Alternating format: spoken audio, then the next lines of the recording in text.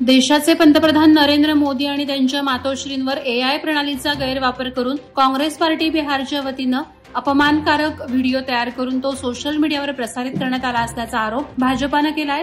याचा भाजपा महिला मोर्चातर्फे जाहीर निषेध करण्यात आला।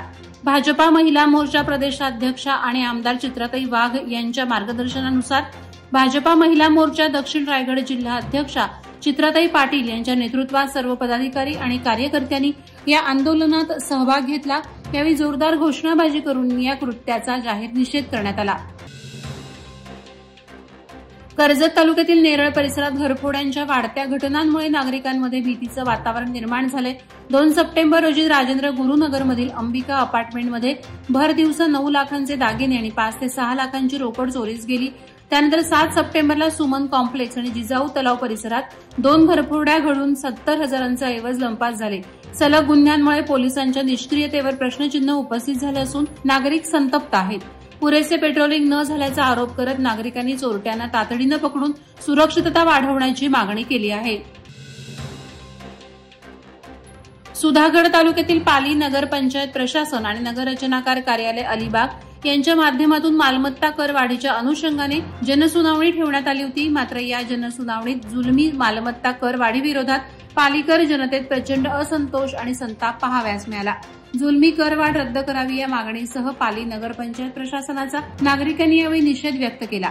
पाली गावचे नगरपंचायतीत रूपांतर झाले, मात्र नगरपंचायत होऊन पालीचा सर्वांगीण शाश्वत विकास होण्याची अपेक्षा धुळीस मिळाल्याचं बोललं जात आहे।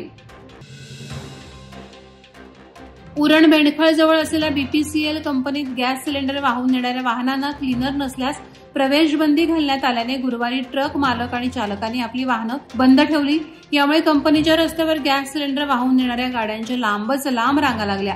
केंद्र सरकारच्या नियमानुसार कोणत्याही सरकारी प्रकल्पात क्लिनरशिवाय वाहनांना प्रवेश दिला जाणार नाही। त्यानुसार बीपीसीएल प्रकल्पातही हा नियम सक्तीनं अंमलात आणण्यात आला। मात्र वाहनाचा खर्च, चालक आणि क्लिनरचा पगार यात मिळणारे भाडे परवडत नसल्याने संप पुकारल्याचे सांगण्यात आले। मुख्यमंत्री समृद्ध पंचायत राज अभियान लोकसहभागातून ग्रामीण भागात सकारात्मक स्पर्धा आणि आर्थिक समृद्धी आणेल असं प्रतिपादन कोकण विभाग अप्पर आयुक्त माणिक दिवे यांनी खालापूर येथे केलं। या अभियानाची सुरुवात 17 सप्टेंबर पासून होत असून त्यासाठी पंचायत समिती सभागृहात कार्यशाळा झाली। दिवे यांनी अभियानातील 7 घटकांवर मार्गदर्शन केलं। गटविकास अधिकारी संदीप कराड यांनी यापूर्वी खालापूर तालुक्यातील ग्रामपंचायतींनी राज्यस्तरावर केलेल्या कामगिरीचा उल्लेख करून शाश्वत विकासासाठी सर्वांनी एकत्र काम करण्याचं आवाहन केलं। विविध सरपंचांनीही आपल्या उपक्रमांची माहिती दिली। उरण नगर परिषद 0 तक्रारी असलेली एकमेव नगर परिषद ठरली। नगर परिषदेच्या प्रभाग रचनेबाबत कोणत्याही राजकीय पक्ष, पदाधिकारी किंवा नागरिकांकडून एकही हरकत अथवा तक्रारी दाखल झाल्या नसल्याची माहिती प्रशासनानं दिली। गेल्या 3 वर्षांपासून नगर परिषदेचा कारभार प्रशासनाकडे असून यापूर्वी 17,000हून अधिक मतदार संख्या असलेल्या परिषदेत 9 प्रभागांमधून 18 नगरसेवक आणि नगराध्यक्ष अशी निवड होत होती।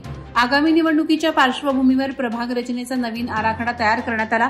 त्यानुसार प्रभाग संख्या वाढून 21 झाली आहे।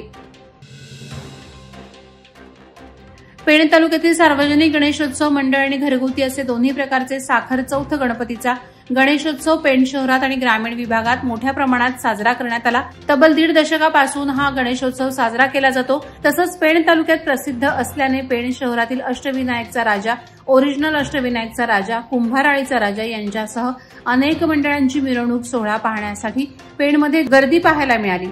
गुरवाळी राजाचे यंदा 25वे वर्ष असल्याने यांनी आयोजित केलेले अग्नितांडव नृत्य पाहण्यासाठी पेणमध्ये गर्दी झाली होती। वादळवारा लाईव्हसाठी न्यूज ब्युरो, रायगड। नवी मुंबई व रायगड जिल्ह्यातील ताज्या बातम्या आणि घडामोडींसाठी सबस्क्राईब करा वादळवारा लाईव्ह चॅनल आणि दाबा बेल आयकॉन।